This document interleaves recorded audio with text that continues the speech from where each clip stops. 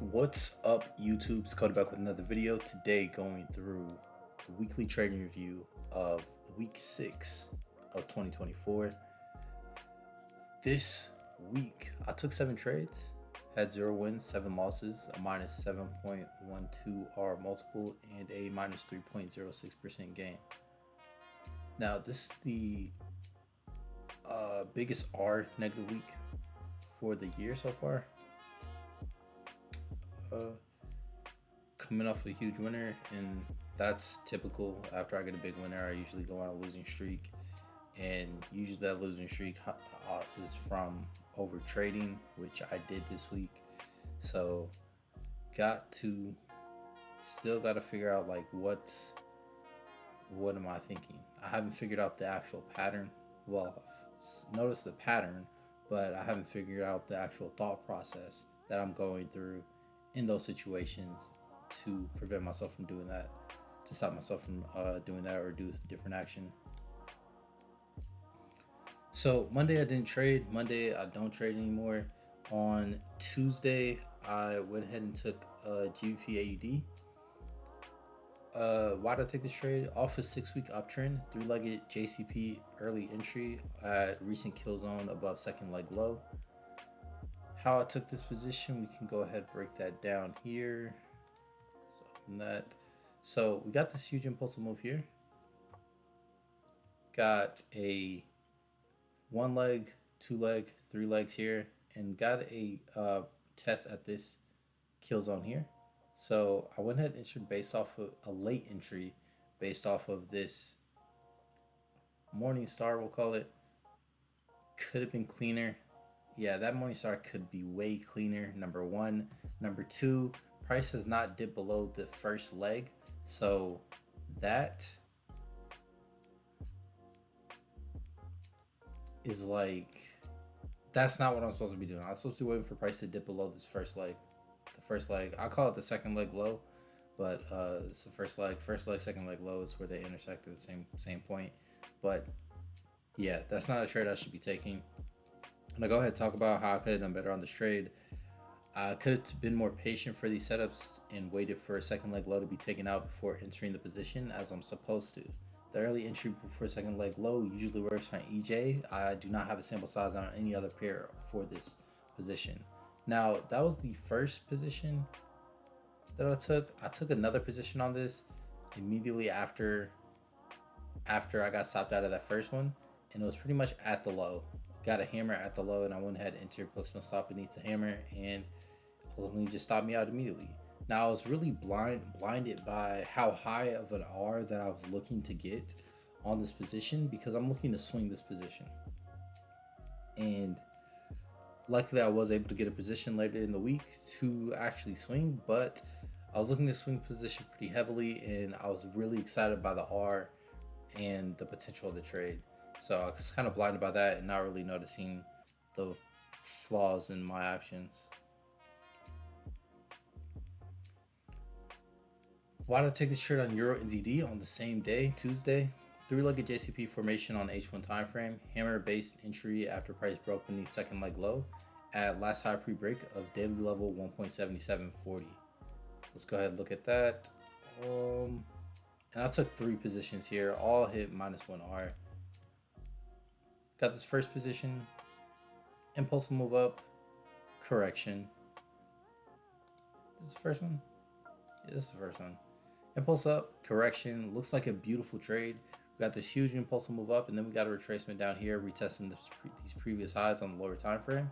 Went ahead, enter based off that, set my stop really tight. Stop should be beneath this low here. Could have done better by placing the stop better. We're gonna add that as well, because I do not have that in.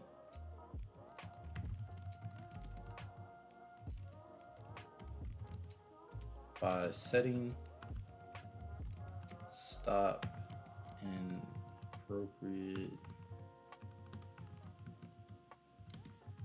position. All right, but ultimately price ended up hitting stop loss there on this next trade.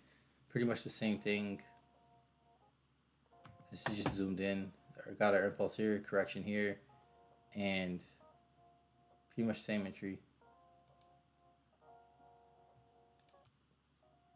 And then finally, I went ahead and entered again off a 3-legged 5-minute formation.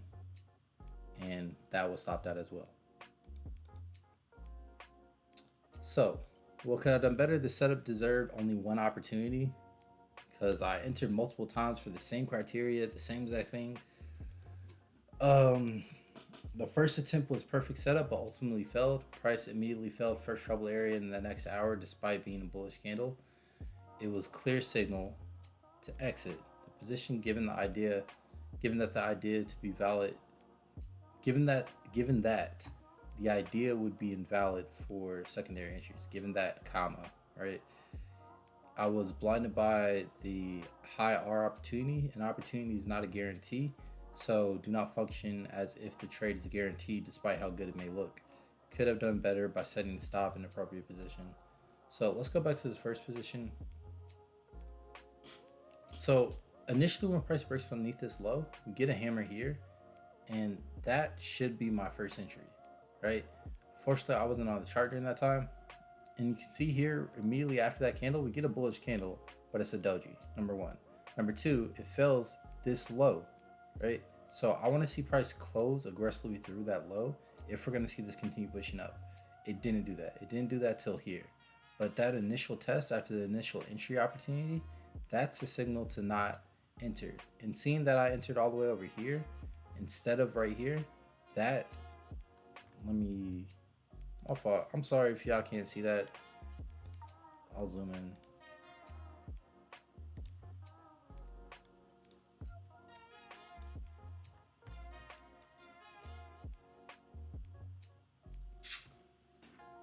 Seeing that it failed here and that I entered all the way over here instead of here, that is also that could have been a reason to not enter at all, right? So could have lost nothing there, but I didn't. I was really excited about the R here, and I was like, oh, it's a 19R opportunity. I'm gonna give this multiple chances. It has such a huge profit potential. I'm willing to lose 2R on this, but didn't go my way ultimately. It ended up tanking actually. Wednesday, got NZD USD. I only took this on my personal account. It was a bearish engulfing candle through daily low, dipping dot setup, limit order on last low pre-break. Let's go ahead and look at the daily first. Daily, we got this huge engulfing candle. Now, it didn't quite get through beneath this low here. We did end up closing beneath the low, so that's when I went ahead and set the limit in. And let's go here. So once we close beneath this low, I set the limit in right at this previous low.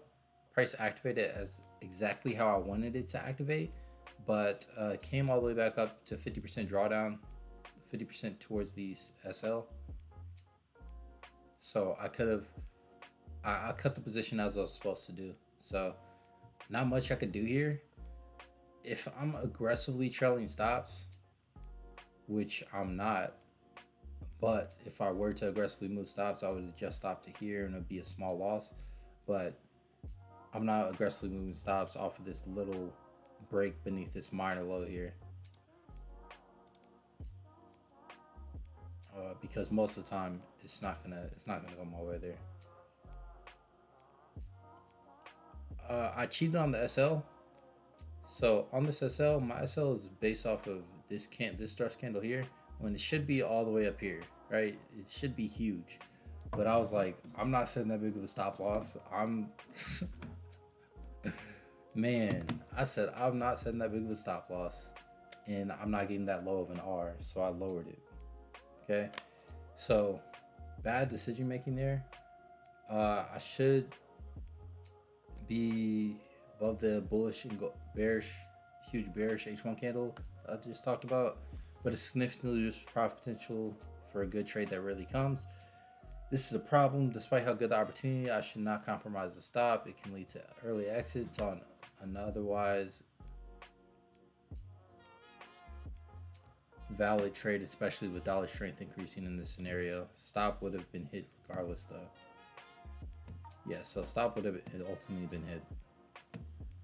even if I set it all the way up there. So I would have cut that 50% regardless.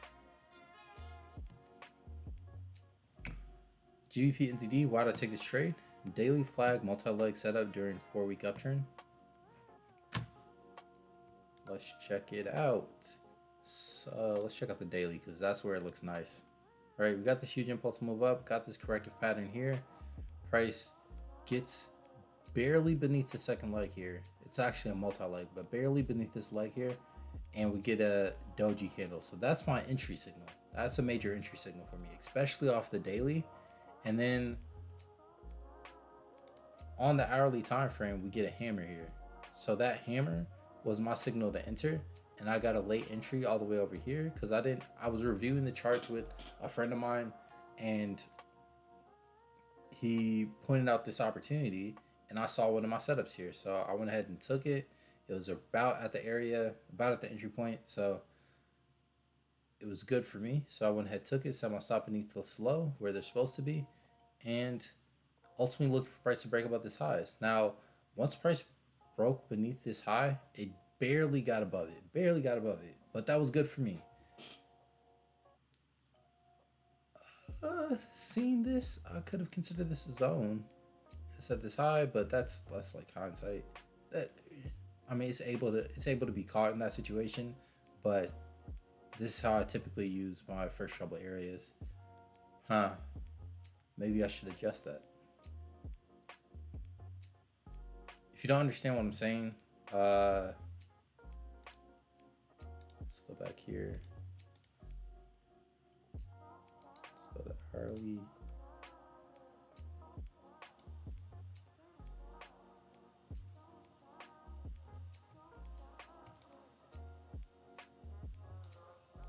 Right here in this area,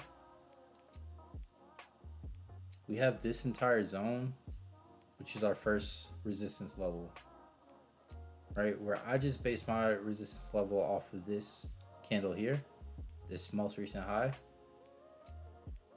And if I had based it off of this this zone and included this high within that, I would have closed the position because it failed that level. Now, it could be a one-off scenario, or it could be something that I need to implement. Now, it's reasonable to implement, but this is how I've usually been doing the first trouble areas, and maybe I should go back and study and see if that's a common occurrence. All right, so how could I have done better on this trade? I could have adjusted my SL beneath the rest candle after that first trouble area after price closed above the first trouble area. So again, focusing on this first trouble area, this first resistance level. Once price closed above here, I could have moved my candle beneath this low here and ultimately ended up in small profit. This is a case where I would aggressively trail stop, especially if it gets above first trouble area. If we get above first trouble area, typically I like to see it aggressively push through it, but if we get above it, we're looking for it to continue pushing up. Now I'm talking about getting above it on the first time, not the second time, because ultimately it does get above it the second time if we include that top of the zone, but we need it the first time it gets to that point. So that's what I would do there. And then main problem this week was taking too many positions on one idea that was not working.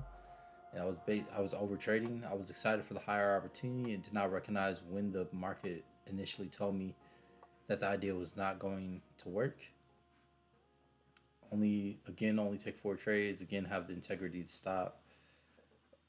I'm going to make it my primary goal. Do not go over 4 trades. Max loss would be 2% on my funded account at the moment if I do take off for losses. So let's go to the idea for this week. Got GBP AUD. It's been a 6-week uptrend. We have on the daily time frame the strong impulsive move, this correction. Price broke above the correction, broke above this high, retested the flag pattern, and I entered off that retest of that flag pattern. We got a daily hammer here. Looking forward to continue to push up. That daily hammer is a very strong signal for bullish price action. We get bullish price action. We close close to these highs, but don't actually get to those highs. That's where I'm looking for price to get to right now. On the hourly time frame, I have some ads. I have a ad. After price broke above this high, went ahead.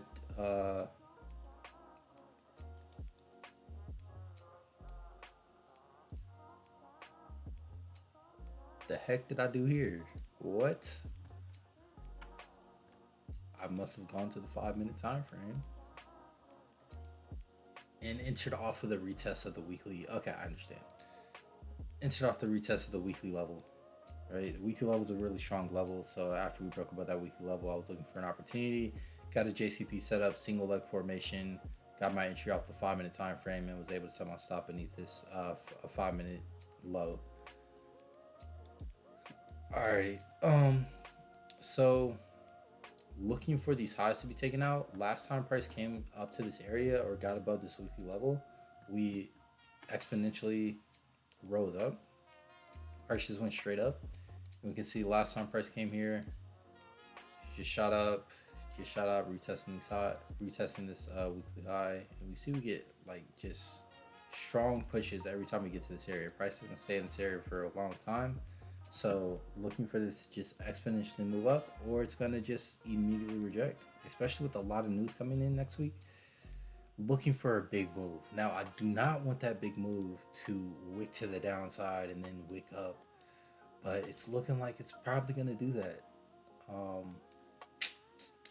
It may stop me out here.